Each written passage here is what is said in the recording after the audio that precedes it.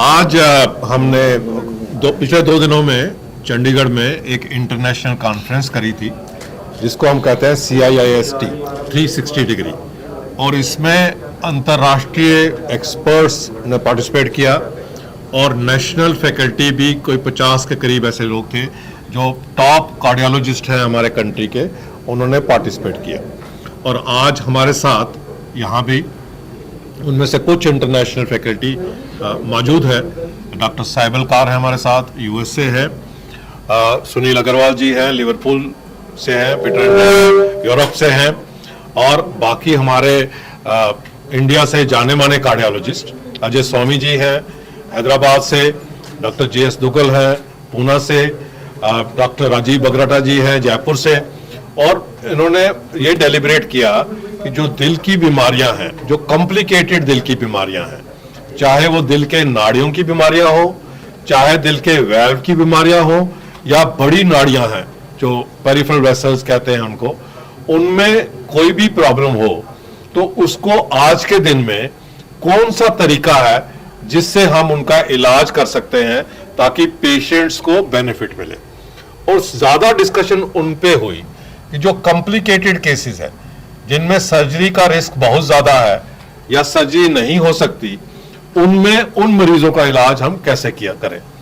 और complex coronary artery disease के बारे में बात हुई, उसमें जो नए टेक्निक है कैल्सिफाइड आर्टरीज का इलाज करने के लिए, बिल्कुल बंद जो नाड़ियां हैं क्रोनिकली टोटली ऑक्लूडेड आर्टरीज का इलाज करने के लिए, वो कैसे किया जा सकता है। हमने प्रोटेक्टेड एंजियोप्लास्टी की बात करी कि उन लोगों में जिनमें हार्ट मसल बड़ा कमजोर है और उनको एंजियोप्लास्टी की जरूरत है, उसका रिस्क कम करने के लिए हम इम्पेला का यूज करके कैसे एंजियोप्लास्टी कर सकते हैं। हमने ये डिस्कशन करी कि जो एओर्टिक वाल्व है अगर वो नैरो होता है एल्डरली लोगों में और सिम्टोमेटिक है तो उसका नॉन सर्जिकल तरीके से कैसे इलाज किया जा सकता है, जिसको टावर कहते हैं। हमने डिस्कशन करी कि जिन लोगों में माइट्रल वाल्व लीक करता है, हार्ट मसल कमजोर है, माइट्रल वाल्व लीक करता है, बार बार हॉस्पिटलाइजेशन होती है हार्ट फेलियर के कारण, और उनका मेडिकल थेरेपी के बावजूद भी सिम्टम्स रहते हैं, उनका कैसे माइट्रा क्लिप से इलाज किया जा सकता है। तो ये सारी तकनीक जो है इनके बारे में हमने डिस्कशन करी और सभी ने बड़ा पार्टिसिपेट किया और अबाउट 250 के करीब पार्टिसिपेंट्स थे, doctors different part of the country से आए थे। उन्होंने हमारे एक्सपर्ट से सवाल पूछे, उनके मन में जो भी डाउट है उनके बारे में उन्होंने डिस्कशन करी, और हमें लगता है कि जो ये हमने डिस्कशन करी पिछले 2 दिन में, उससे जो यहाँ के मरीज हैं उनको हम अंतर्राष्ट्रीय लेवल की ट्रीटमेंट दे पाएंगे। जो डॉक्टर्स हैं वो अपने मरीजों को बता पाएंगे कि ये टेक्निक आज के दिन में अवेलेबल है ताकि बेस्ट ट्रीटमेंट उनको मिल सके। Contrast. If you used contrast in the procedure, like dye, then you have a higher chance of renal injury. Mitral is just the opposite. There is no need for contrast. Regarding perforation, like perforating the heart valve, that can occur in any procedure. Any cardiac procedure has a small but definite risk of a procedure. It's no more than that. So it's. Any other question? Any of our panelists? Next patient की बात की थी, Indian जो patients है complex है, इसका बड़ा क्या मतलब है? देखिए उसके मल्टीपल रीजंस हैं। कुछ एल्डरली लोग होते हैं और कई बार बीमारी लेट डायग्नोस होती है उनके साथ, जैसे डॉक्टर सुनील कह रहे थे यूके में लेस कॉम्प्लेक्स का मतलब है कि डायग्नोसिस जल्दी हो जाता है और पेशेंट सीख करते हैं मेडिकल केयर मच अर्लियर।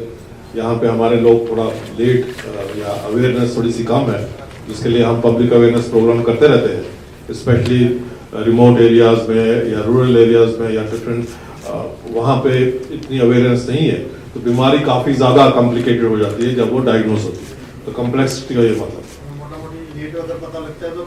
जैसा जितना लेट होता जाएगा उतना कॉम्प्लेक्सिटी बीमारी की बढ़ती है। डायबिटीज का भी इंसिडेंस ज़्यादा है, रिस्क फैक्टर ज़्यादा है।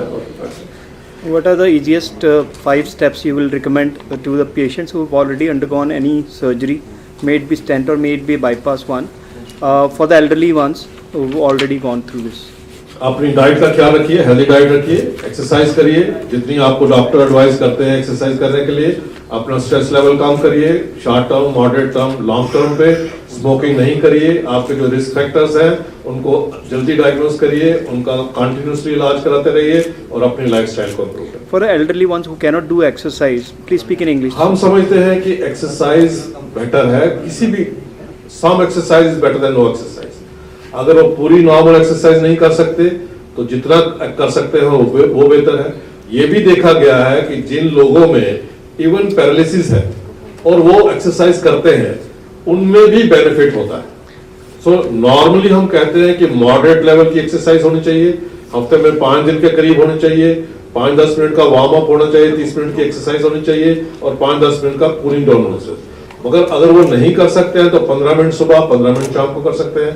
अगर वो नहीं कर सकते हैं तो वॉकिंग कर सकते हैं, नहीं कर सकते तो रेस्टिंग भी हमारे पास कुछ एक्टिविटी हो सकती है जिसके कारण हम कर सकते हैं। So some exercise is better then.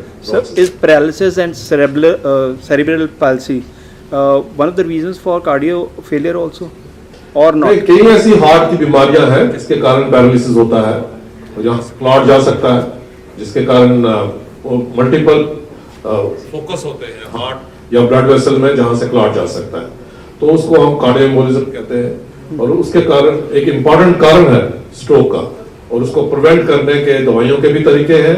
कुछ रेडियो फ्रिक्वेंसी एब्लेशन से भी हम कुछ इलाज करते हैं, कुछ डिवाइसेस से हम कुछ ऐसे प्रोसीजर करते हैं जिससे क्लॉट बनने का और वहां जाने का जो रिस्क है वो कम होता है।